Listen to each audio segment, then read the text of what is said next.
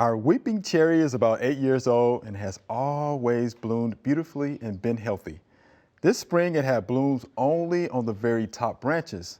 Now that's where the only leaves are. The tips of the lower branches are dry and dead. There are no obvious problems that we can see.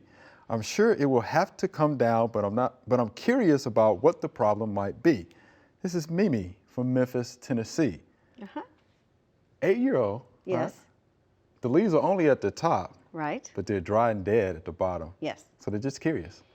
Well, What the problem may be. you know, it's a cherry tree. That's probably the number one problem. The list. So many problems. Yeah, the list of insects, borers, and diseases that shot hole disease. Cankers, borers. Oh my goodness.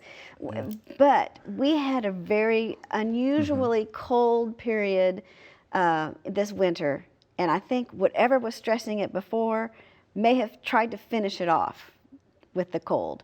I've been observing some cherries in an area where I live, and there's only one of the 4 or 5 trees that is live.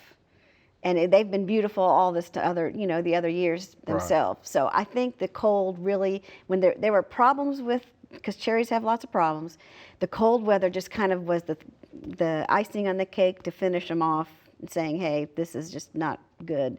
And she can replace it if she wants to, but she's going to have the same problems because cherries are just fraught with problems in this area. Yes. Again, cankers, borers, rots. They're a thin bark tree, so sun skull. You can name everything. Yeah. If they're stressed out, they're going to have problems. Right. So if you're going to get another one, just make sure to keep it comfortable if you can. If you can. Yeah, if you can. And keep it sprayed for borers and on a regular basis. Right. And You that have will to be help. on the spray schedule, that's for sure. We hope you enjoyed the video. We have hundreds more. To subscribe, just click below.